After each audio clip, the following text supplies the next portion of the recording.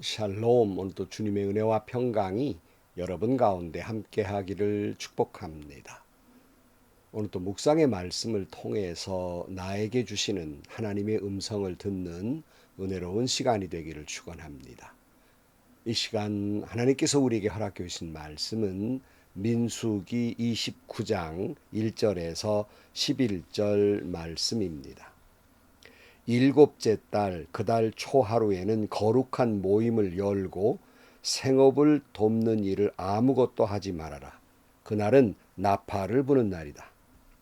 너희는 나 주를 향기로 기쁘게 하는 번제로 수송아지 한 마리와 순양 한 마리와 1년 된 어린 순양 7마리를 흠없는 것들로 바쳐라. 이와 함께 너희는 기름에 반죽한 고운 밀가루를 곡식 제물로 바치되 수소 한 마리에는 10분의 3 에바를 바치고 순양 한 마리에는 10분의 2 에바를 바치고 어린 순양 7마리의 경우에는 어린 순양 한 마리마다 10분의 1 에바씩을 바쳐라. 또 숫 염소 한 마리를 속죄 제물로 바쳐 너희의 죄를 속하여라. 이러한 제사는 나 주에게 불살라 바치는 나를 기쁘게 하는 향기 제사로서 세 달에 바치는 번제와 거기에 딸린 곡식 제물과 날마다 바치는 번제와 거기에 딸린 곡식 제물과 거기에 딸린 부어드리는 제물 외에 따로 바치는 것이다. 같은 달 곧 일곱째 달 열흘날에도 너희는 거룩한 모임을 열고 고행하여라. 너희는 아무 일도 해서는 안 된다. 너희는 나 주를 향기로 기쁘게 하는 번제로 수송아지 한 마리와 순양 한 마리와 1년 된 어린 순양 7마리를 골라서 바쳐라. 이와 함께 너희는 기름에 반죽한 고운 밀가루를 곡식제물로 바치되 수소 한 마리에는 10분의 3 에바를 바치고 순양 한 마리에는 10분의 2 에바를 바치고 어린 순양 7마리의 경우에는 어린 순양 한 마리마다 10분의 1 에바를 바쳐라. 또 숫염소 한 마리를 속죄 제물로 바치는데 이것은 죄를 속하는 속죄 제물과 날마다 바치는 번제와 거기에 딸린 곡식 제물과 부어드리는 제물 외에 따로 바치는 것이다. 아멘. 하나님은 매일, 매주, 매월, 매년마다, 절기마다 하나님의 은혜를 기억하고 감사하라. 이스라엘의 절기는 다 감사의 의미를 가지고 있습니다. 지난번에 말씀드린 대로 유대인에게는 7대 절기가 있죠. 유월절, 무교절, 초실절, 오순절, 나팔절, 속죄일, 초막절이 있습니다. 지난 시간에는 유월절, 무교절, 초실절, 오순절에 대한 말씀을 나누었습니다. 오늘은 나팔절과 속죄일에 대한 말씀입니다. 오늘 1절 말씀에 보면 일곱째 달 그 달 초하루에는 거룩한 모임을 열고 생업을 돕는 일은 아무것도 하지 말아라. 그날은 나팔을 부는 날이다. 일곱째 달 초하루 나팔을 부는 날, 우리는 그것을 나팔절이라고 그럽니다. 근데 일곱째 달이라 함은 지난번에 말씀드린 대로 오늘 우리의 달력으로 말하면 3월 보태면 약 10월경 가을쯤 되는 절기입니다. 그러나 유대인의 관습에 의하면 바로 새해를 알리는 날이기도 해요. 그러니까 니산월 1월이란 뜻이고요. 1월 1일이라고 말할 수 있습니다. 그러니까 설날, 이것이 나팔절이에요. 7월 1일은 나팔절로 지키고 그 후에 열흘째 되는 날 7월 10일은 속죄일로 지키고 다음 시간에 볼 7월 15일부터는 초막절을 지키게 됩니다. 7월 1일 이날에는 나팔을 길게 불면서 새해의 시작을 알리는 겁니다.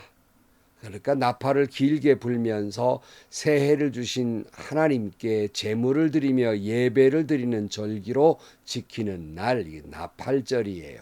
오늘로 말하면 교회 송구영신 예배를 드리는 것과 비슷한 의미를 가지고 있다고 할 수 있겠습니다.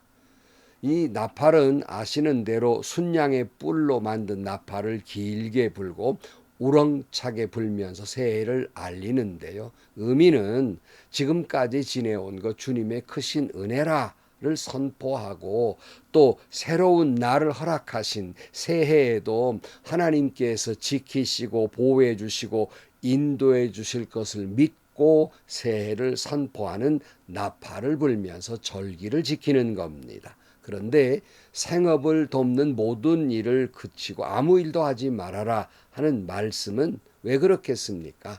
하나님께만 집중하라는 거예요. 주만 바라보며 새해를 시작하라, 그런 의미가 있습니다. 그러니까 사람들이 니산월 첫날에 나팔 소리가 길게 울리면 모든 일들을 다 그치고 성회로 나와서 지금까지 베풀어 주신 하나님의 은혜에 대해서 감사와, 아니 앞으로 베풀어 주실 은혜에 대해 기대로 주님을 바라보는 절기가 되는 겁니다. 그래서 주님께 제물을 바치면서 예배를 드리게 됩니다. 사랑하는 성도 여러분, 오늘 우리도 오직 주만 바라보시기를 축복합니다. 아니 오늘 말이 아니라 매일매일이, 아니 우리 일생이 주만 바라보는 여러분들이 되시기를 축복합니다. 주만 바라본다는 것이 무엇겠습니까? 하나님만 믿고 하나님께 내 모든 것을 맡기며 산다는 것이 아니겠습니까? 국가의 위경을 맞았던 여호사밧 왕은 이렇게 고백합니다. 역대하 20장 12절 말씀에 우리 편을 드시는 하나님, 그들에게 벌을 내리지 않으시렵니까? 우리를 치러 온 저 큰 군 대군을 대적할 능력이 우리에게는 없고 어찌할 바도 알지 못하고 이렇게 주만 바라보고 있을 뿐입니다. 우리가 인생을 살면서 우리 마음대로 되는 게 뭐가 있겠어요? 어찌할 바를 모르고 매일매일 그저 주만 바라본다는 건 주님께 모든 것을 맡기며 살아갈 뿐입니다.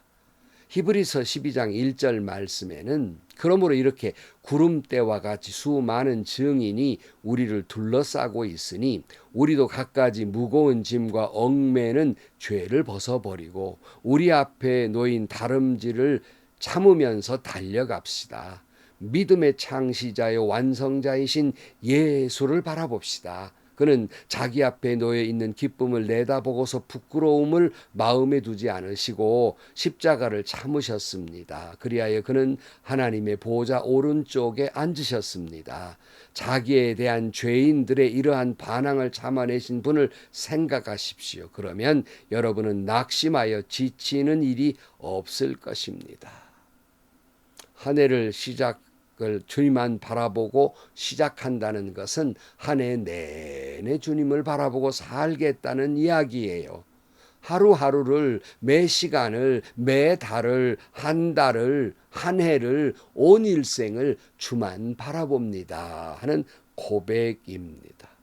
오늘 우리도 나팔을 불면서 오직 주님 은혜에 감사하고 앞으로 베풀어질 은혜를 기대하며 오직 주만 바라보는 여러분들이 되시기를 축복합니다.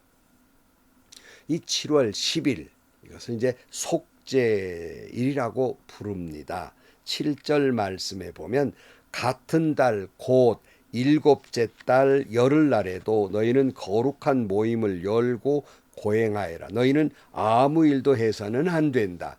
너희는 나 주를 향기로 기쁘게 하는 번제로 수송아지 한 마리와 순양 한 마리와 1년 된 어린 순양 7마리를 골라서 바쳐라. 이와 함께 너희는 기름에 반죽한 고운 밀가루를 곡식제물로 바치되 수소 한 마리에는 10분의 3 에바를 바치고 순양 한 마리에는 10분의 2 에바를 바치고 어린 순양 7마리의 경우에는 어린 순양 한 마리마다 10분의 1 에바씩을 바쳐라. 또 숫염소 한 마리를 속죄 제물로 바치는데 이것은 죄를 속하는 속죄 제물과 날마다 바치는 번제와 거기에 딸린 곡식 제물과 부어드리는 제물 외에 따로 바치는 것이다.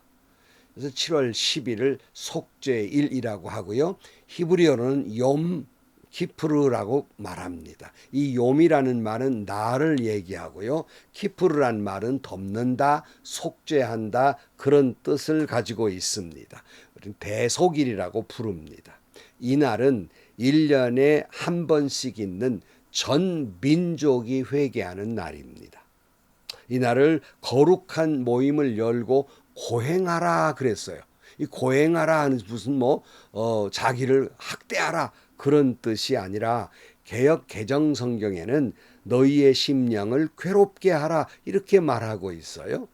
이 말의 뜻은 유대인들의 관습적인 말의 뜻은 금식하라 하는 의미를 가지고 있습니다. 그러니까 대속죄일의 욤키프르에 전 민족이 금식하며 애통해 하는 것입니다. 무엇을 애통해 합니까? 자신의 죄 때문에, 자기 때문에 애통해 하는 것, 슬퍼하는 거예요.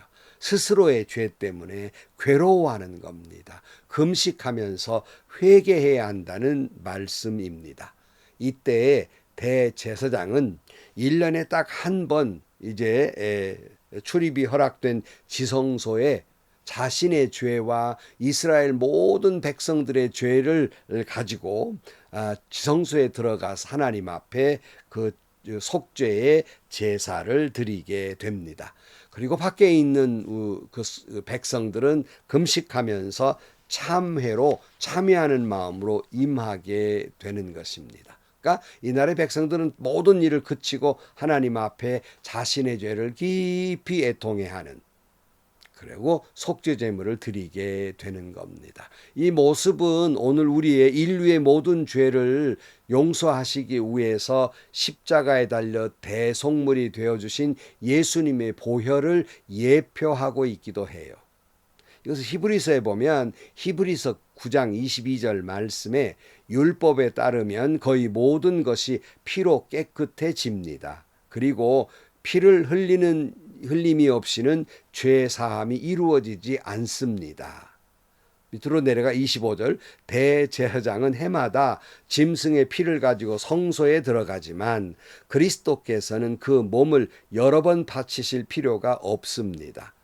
그리스도께서 그 몸을 여러 번 바쳐야만 하였다면 그는 창세 이래로 여러 번 고난을 받아야 하셨을 것입니다. 그러나 이제 그는 자기를 희생 제물로 드려서 죄를 없이 하시기 위하여 시대의 종말에 단 한 번 나타나셨습니다. 좀 더 내려가 28절 이와 같이 그리스도께서도 많은 사람의 죄를 짊어지시려고 단 한 번 자기 몸을 제물로 바치셨고 두 번째로는 죄와는 상관없이 자기를 기다리고 있는 사람들에게 나타나셔서 구원하실 것입니다. 그러니까 매해마다 대제사장이 속죄 제물을 바치지만 예수님은 한 번으로 그 모든 인류의 죄를 용서하시기 위해서 대속제물이 되셨다 이렇게 말씀하고 있습니다. 스위스 알프스산의 목동들은 이제 하루를 마무리하면서 해가 지면 이제 산 아래로 내려가면서 산 아래에 있는 목동들에게 이렇게 외친다고 그래요. 주께서 여기까지 우리를 돌보셨다 하고 크게 외친다고 그럽니다. 그러면 저쪽에서 반향으로 여호와를 찬양하고 감사하자라고 외친다고 그래요. 그럼 이것이 메아리가 그저 골짜골짜기에 다 퍼져서 합창 소리처럼 들린다고 합니다. 사랑하는 성도 여러분, 이스라엘 백성이 이 새해를 시작하는 나팔절에 주님을 찬양하면서 새해를 알리는 나팔을 불듯이 우리도 나팔을 불어야 하겠습니다. 여호와께서 여기까지 우리를 도우셨다. 여호와를 찬양하자. 하나님 앞에 감사하자. 새해를 주신 하나님을 찬양하자. 매일매일을 선물로 주신 하나님을 찬양하자. 이 하루를 시작하게 하신 하나님을 찬양하자. 이렇게 나팔을 불고 외칠 수 있기를 축복합니다. 그러나 못지않게 또한 매일매일 회개하는 마음으로 살아가야 하겠습니다. 오늘 우리의 삶 속에서 죄가 아닌 것이 어디 있겠습니까? 그런데 그 하나님의 은혜가 예수 그리스도의 보혈로 욤키프르 우리의 죄를 덮어주고 계십니다. 그래서 우리의 삶 속에서 이 하나님의 그 구속의 은혜가 아닌 것이 어디 있겠습니까? 모든 것이 하나님의 은혜이죠. 마태복음 5장 4절 말씀에 슬퍼하는 사람은 복이 있다. 하나님이 그들을 위로하실 것이다. 말씀하고 있습니다. 나의 죄로 인해서 애통하는 자를 십자가의 보혈의 은혜로 우리를 용서해 주시고 우리를 위로해 주신 하나님의 그 사랑, 그 은혜 속에 오늘 또 살아가시기를 축복합니다. 그러기에 오직 주만 바라보는 삶을 살아가는 여러분들이 되시기를 축원합니다. 기도하겠습니다.